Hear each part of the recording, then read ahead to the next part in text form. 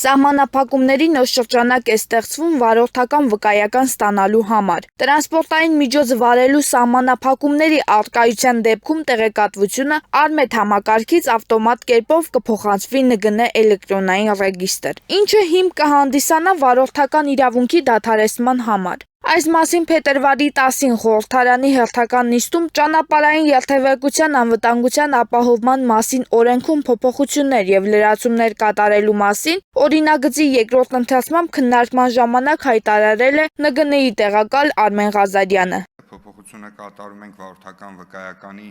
իրավունքի դադարեցման հոդվածում։ Նշված հոդվածը սահմանում է վարորդական իրավունքի դադարեցման 4 հիմքեր՝ անգործունակություն, դատարանի կամ լիազոր մարմնի վարչական ակտ, մահը և թմրաբանական կամ հոգեբուժական համապատասխան եզրակացությունը։ Մենք փոփոխությունը կատարում ենք 4 հիմքի մեջ՝ թմրաբանական և հոգեբուժական եզրակացության հիմքի մեջ։ Ներկայումս պրակտիկան այնպիսին է, որ յուրաքանչյուր